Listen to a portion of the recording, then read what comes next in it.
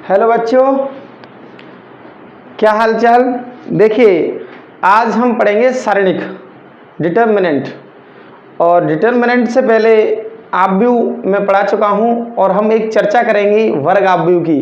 और वर्ग आव्यूह क्या होता है? देखिए, एक ऐसा आव्यूह जिसमें पंक्ति और स्तंभों की संख्या समान होती है वो वर्ग आव्यूह होता है। जिसमें पंक्ति और स्तंभ दोनों की संख्याएं समान होती हैं उसे क्या कहते हैं?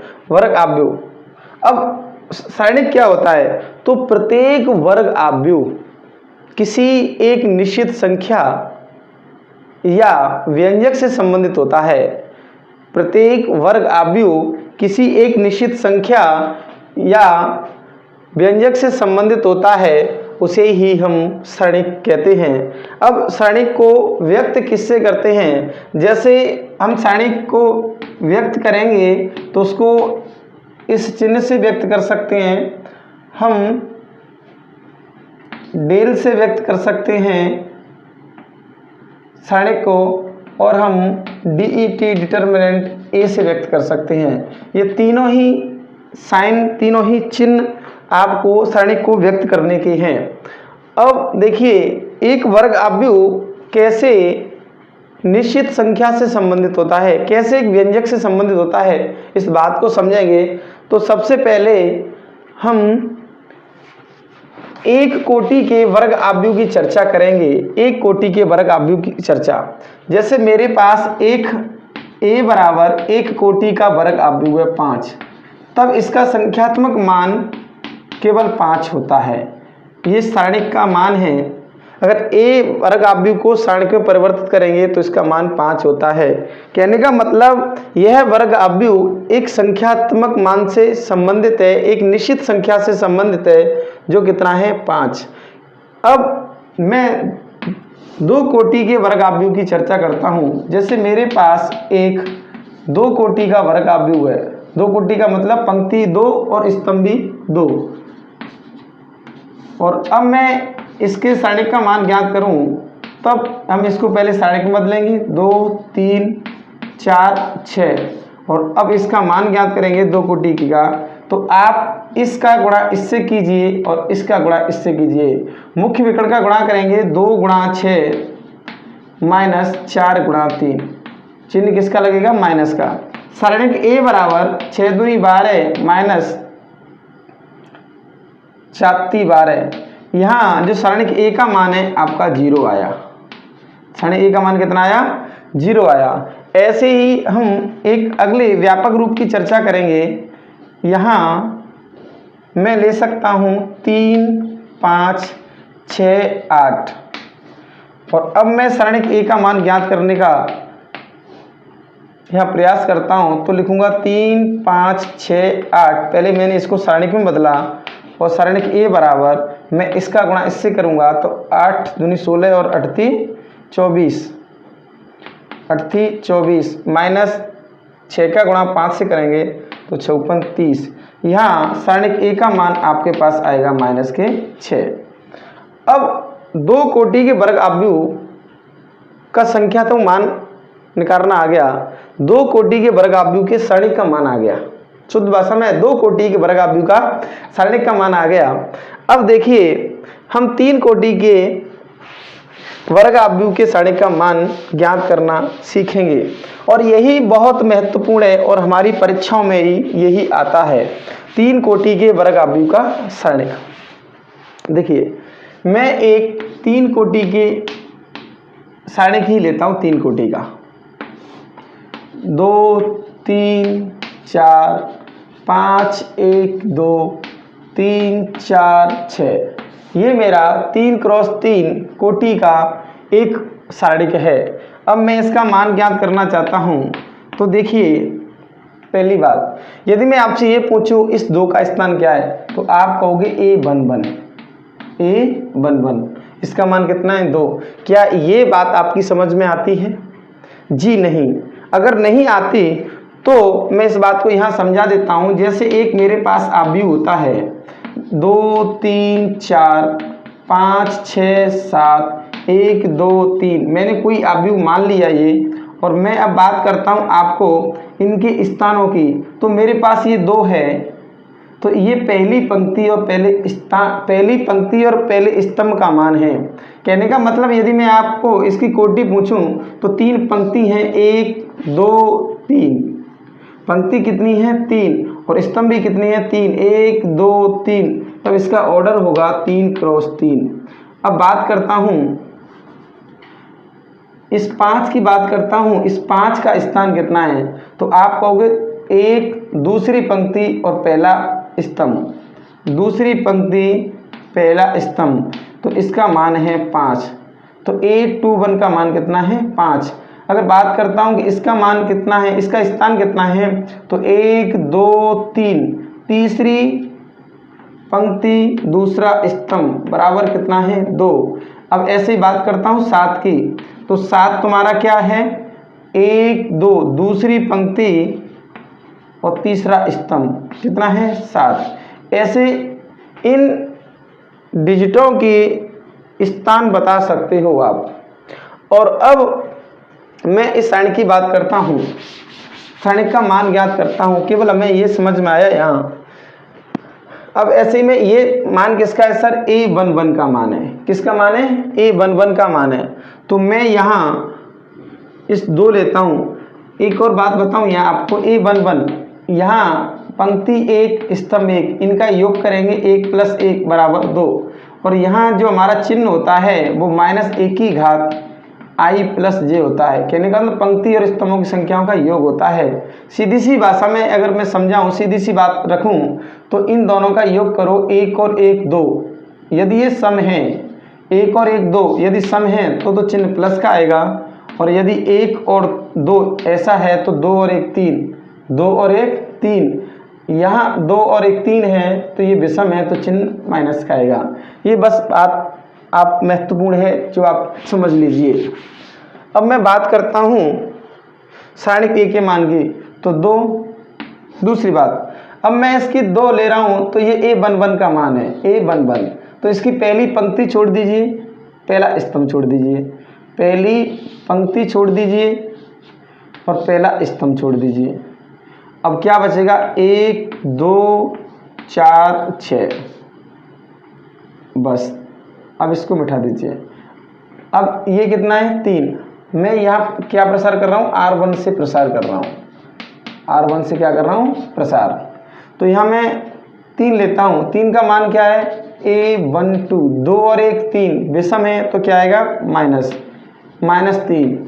इसकी पंक्ति गई, इसका स्तंभ गया, तो कितना बचेगा? 5 3 2 और 6। फिर बात आती है किसकी? 4 की। ये कितना है? A13। 3 और 1 4, सम है तो क्या आएगा? +4। और इसकी पंक्ति गई और इसका स्तंभ गया, तो कितना बचेगा? 5 1 3 और 4। अब आप इसको हल कर सकते हो। इसका मान आप जानते हैं, 6 1 6, 4 दूनी 8, -3, 6 30, 3 दूनी 6, +4, 5 चौक 20, -3 1 3। यहाँ बात करते हैं 2 गुणा, डायरेक्ट लिख दो, इतना तो आप जानते हैं। 6 में से -8 है, माइनस का 2 रहेगा, 2 दूनी 4, माइनस का 4। 30 में से 6 गया, 30 में से 6 गया, तो यहाँ लिखेंगे -3 गुणा 30 में से 6 गया तो बचेगा 24, +4। 20 में से 3 गया तो बचेगा कितना? 17। यहाँ लिखेंगे आप -4, इनका गुणा कर लेंगे, 4 × 12, हासिले 1 3 दूनी 6 और 1 7, 72। और यह आ जाएगा 7 चौक 28, 2 4 और 2 6 68। अब हम इनको जोड़ेंगे तो यहाँ आपका ये माइनस का हुआ 72 और 4 76, माइनस के 76 और प्लस के 68। अब देखिए माइनस का ज़्यादा है, 76 माइनस के जो ज़्यादा वैल्यू है उसकी, तो कितना रह जाएगा? 2 और 6 8, माइनस के 8। ये आपका सारणिक A का मान है। समझ में आ रहा है? समझ में आ रहा है कि जी हाँ, आप इसको सब आराम से धीमे धीमे करके देख सकते हैं।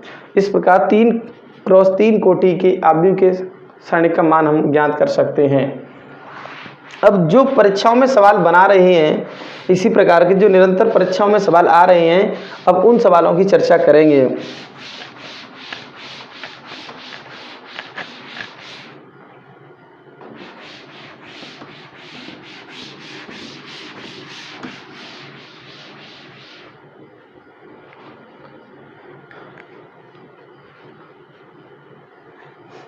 देखिए,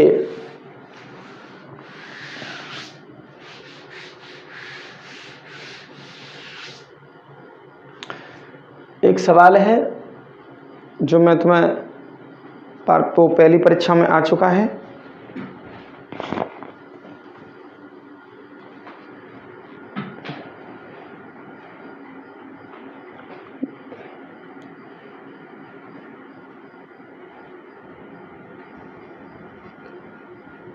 देखिए, सवाल मिल गया मुझे 2019 में आ रहा है, 2019 में सवाल आ गया है। एक सारणिक दे रखा है, हमें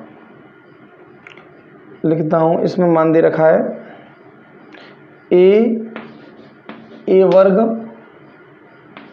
ए क्यू बी वर्ग बी क्यू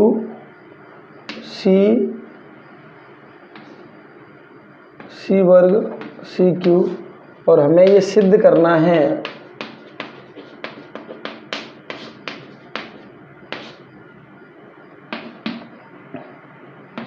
ए बी सी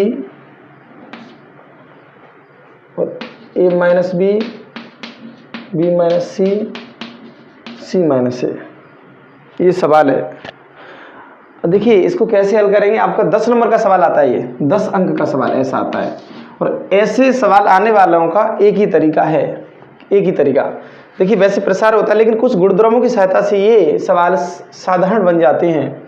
अब देखिए, मैं इसका LHS लेता हूँ, मुझे ये लेकर आना है, तो यहाँ लिखेंगे ए बी सी, ए वर्ग बी वर्ग सी वर्ग, A Q B Q C Q. देखिए, मैं एक बात लिखता हूँ यहाँ, ये C1 है, ये C2 है, ये C3 है। कहने का मतलब पहली स्तंभ, दूसरा स्तंभ, तीसरा स्तंभ, पहली पंक्ति, दूसरी पंक्ति, तीसरी पंक्ति। ये R1 है, रो, और ये कॉलम। तो यहाँ लिखेंगे C1, C2, C3 से क्रमशः A, B, C वहनिष्ठ लेने पर, तो हम यहाँ वहनिष्ठ लेंगे। यहाँ देखो, C1 से तो A आ जाएगा, एक पंक्ति में से हम वहनिष्ठ ले सकते हैं, और C2 में से B आ जाएगा, और C3 में से C आ जाएगा। यहाँ एक बचेगा, यहाँ A बचेगा, यहाँ A वर्ग बचेगा, यहाँ एक बचेगा, यहाँ B बचेगा, यहाँ B वर्ग बचेगा, यहाँ एक बचेगा, यहाँ C बचेगा, यहाँ C वर्ग बचेगा। अब देखिए, मैं यहाँ इसको हल करता हूँ, ए बी सी। मैं यहाँ एक और गुणधर्म लगाता हूँ, R1 के स्थान पर, C1 के स्थान पर, सॉरी, C1 के स्थान पर C1 माइनस C2 तथा C2 के स्थान पर C2 माइनस C3। मतलब इसमें से इसको घटा दूंगा और इसमें से इसको घटा दूंगा, इसमें से इसको घटा दूंगा और इसमें से इसको घटा दूंगा। ये स्टेप आ गई। तो यहाँ घटेगा 1 माइनस 1 में से 1 गया, 1 में से 1 गया तो 0, डायरेक्ट लिख सकते हो। और इस 1 में से ये 1 गया तो 0, यहाँ 1 बचेगा, यहाँ बचेगा A माइनस बी,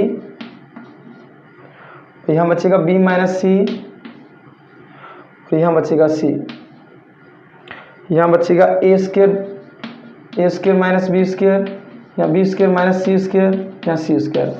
ये सारणिक रह जाएगा हमारा A B C। आप वापस पहले फॉर्मूले से खोल लो, कॉमन बाद में ले लेंगे। ये 0 0 1, इसको खोलेंगे A minus B B minus C और सी, और यहाँ इसको खोल देंगे ए माइनस बी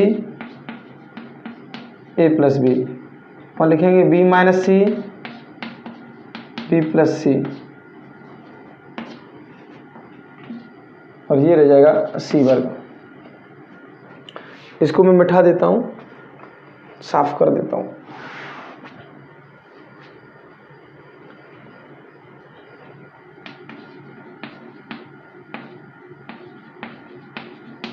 नीचे लिख दिया है,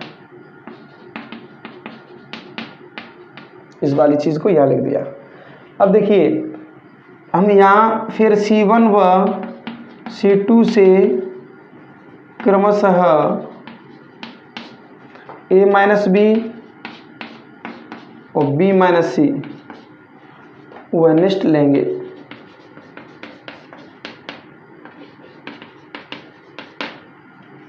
तो यहाँ आ जाएगा हमारा ए बी सी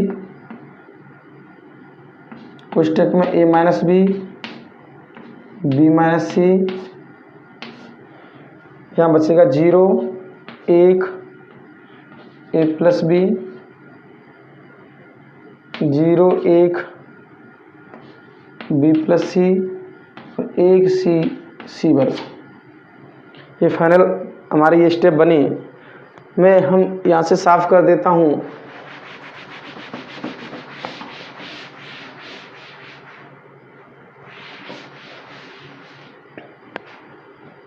वापस हम इसको लिख लेंगे A B C A minus B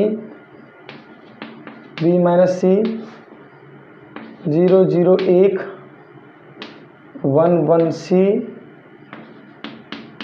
A plus B B plus C C वर्ग। और वापस आप R1 से प्रसार कर दो। R1 से प्रसार करने पर तो ये A B C A minus B B minus C, और ये देखो प्रसार करेंगे तो 0 0 की पंक्ति छोड़ेंगे, स्तंभ छोड़ेंगे, 0 का गुणा किसी से भी करो 0 हो जाएगा और इसके भी 0 हो जाएगा। प्लस माइनस प्लस आप यहाँ ले सकते हो, एक कोष्टक, इसकी पंक्ति छोड़ो इसका स्तंभ छोड़ो, ये बचेगा तुम्हारा 1 1 A plus B B plus C A B C A minus B B minus C, और यहाँ हम इसका गुणा करेंगे तो रह जाएगा B plus C minus A minus B.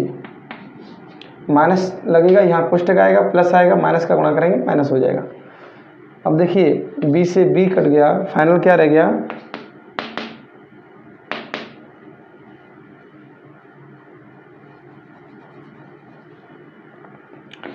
A B C A minus B B minus C C minus C, और ये मैं लेकर आना था RHS। इस प्रकार हम सवालों को सिद्ध कर सकते हैं।